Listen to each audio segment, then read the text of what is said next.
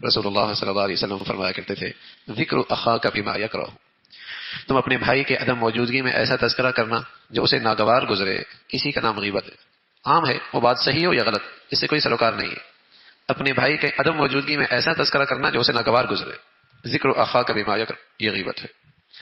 اور پھر اس کی تشبیہ ایسی گھناؤنی چیز کے ساتھ دی تاکہ مسلمانوں کے دلوں میں اس گناہ کی نفرت پیدا ہو، بیزار ہو جائیں کہ اللہ کے ہاں یہ گناہ کتنا شدید ہے۔ رسول اللہ صلی اللہ علیہ وسلم تو یہاں تک فرمایا کرتے تھے الغیبت اشد من الزنا، غیبت تو زنا سے بڑا گناہ، اس لیے کہ زانی آدمی اور زنا کرنے والے کو سب سمجھتے ہیں گناہ گار ہے، اور اسے خود بھی احساس ہوتا ہے کہ میں نے گناہ، مجھ سے بڑا گناہ سرزد ہو گیا، لیکن غیبت کرنے والے کو یہ احساس نہیں ہوتا، اسے اندازہ نہیں ہوتا کہ اس نے کتنا شدید گناہ کا ارتکاب کیا ہے۔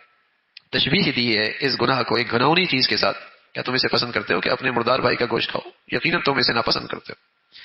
تو یہ تو ایسا ہے جیسے اپنے مردار بھائی کا گوشت نوچنا ہے، جیسے جسم کا گوشت نوچا جائے تو جسم کو تکلیف ہوتی ہے، غیبت سے آدمی کے دل کو تکلیف ہوتی ہے، کسی کی غیبت کی جائے تو اس کے دل کو تکلیف ہوتی ہے۔ اور جیسے مردار کی حس نہیں ہوتی اس کا گوشت نوچنے سے، ایسی بظاہر یوں ہے کہ وہ عدم موجودگی میں، چونکہ وہ موجود نہیں ہے تو اس کا حس نہیں ہے، لیکن اس گناہ کی تشبیہ ایسی ہے جیسے مردار کا گوشت کھانا۔ تو فرمایا کہ تمہارا معاشرہ، تمہاری زندگیاں اس غیبت کے گناہ سے محفوظ ہو جائیں۔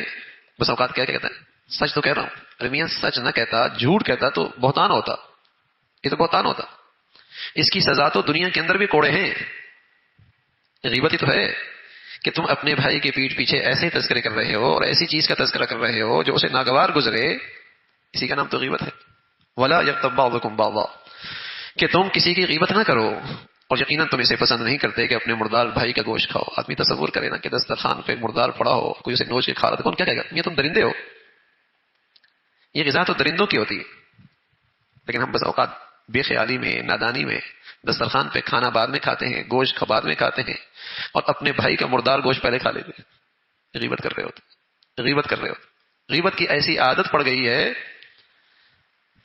کہ شاید ہی کوئی مجلس اس کے بغیر بنتی ہو، اور پھر اس کے گناہ کا احساس بھی نہیں۔ یہی تو میرے عزیزوں نقصان ہے نا کہ نیکیاں تو ہوتی ہیں لیکن چونکہ گناہوں کا ارتکاب بھی ہے، اس کا نور نہیں ہوتا۔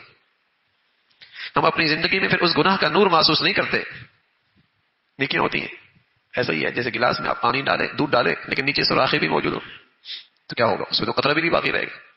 دل کے برتن میں آپ نے نیکیوں کا نور ڈالا، لیکن آپ نے آنکھ اور زبان اور کان کی سوراخوں سے اسے سب ضائع کر دیا، کیا رہا بیچ میں؟ کیا رہا بیچ میں؟ کچھ بھی باقی نہ رہا۔ قطرہ قطرہ بھی گلاس میں دودھ ڈالتے رہنا، لیکن نیچے سے اس کا حصہ محفوظ ہو تو بھر جائے گا۔ تھوڑی نیکی بھی ہو لیکن گناہوں کا ارتکاب نہ ہو تو دل نیکیوں کے نور سے بھر جائے گا۔